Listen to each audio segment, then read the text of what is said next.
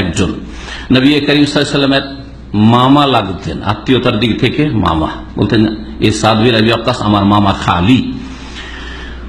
নবী করিম সাল্লাল্লাহু আলাইহি ওয়াসাল্লাম বলেন, কুননা ইনদা রাসূলিল্লাহ সাল্লাল্লাহু আলাইহি ওয়াসাল্লাম, আমরা রাসূলুল্লাহ সাল্লাল্লাহু আলাইহি ওয়াসাল্লামের কাছে এক সময় ছিলাম। ফাকালা, তিনি বললেন, আয়াজিজু আহাদুকুম আন ইয়াকসিবা ফি কুল্লি ইয়াউমিন আলফা হাসানা, তোমাদের মধ্যে কোন মানুষ কি অপারগ দিনে 1000 নেকি করতে? একদিনে 1000 নেকি করতে হবে, এমন কি আছে যে অপারগ, আমি পারবো না, আছে? এরকম জিজ্ঞেস করছে রাসূলুল্লাহ সাল্লাল্লাহু আলাইহি ওয়াসাল্লাম। ফাসালাহু সাইলু মিন জুলাসাহি, যে মজলিসে বসেছিল লোকেরা, সাহাবায়ে কেরাম বসেছিলেন, তাদের একজন জিজ্ঞেস করলেন, কাইফা ইয়াকসিবু আলফা হাসানা ইয়া রাসূলুল্লাহ, হে আল্লাহর রাসূল, 1000 নেকি কেমন করে করব? কি তরিকা, সেটা কি যে 1000 নেকি পাবো?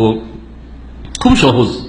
নবী সাল্লাল্লাহু আলাইহি ওয়াসাল্লাম বললেন, ইউসাব্বিহু মিআতা তাসবিহা, 100 বার সুবহানাল্লাহ বলেন। কি বলবেন? সুবহানাল্লাহ, সুবহানাল্লাহ, সুবহানাল্লাহ, সুবহানাল্লাহ, সুবহানাল্লাহ। কতক্ষণ লাগে? 100 বার সুবহানাল্লাহ। ফায়ুক্তাবু লাহু আলফ হাসানা, তাহলে তাতে কত নেকি পেলেন? 1000 নেকি। 100 তে 1000, তাহলে একবার সুবহানাল্লাহ বললে 10, হ্যাঁ 10, জি 10 হয়ে গেল। এবং বা অথবা তার সাথে সাথে তার 1000 গুনাহ মাফ হবে। 100 বার সুবহানাল্লাহ বললে 1000 নেকি হবে, অথবা কিংবা তার সাথে কি হবে?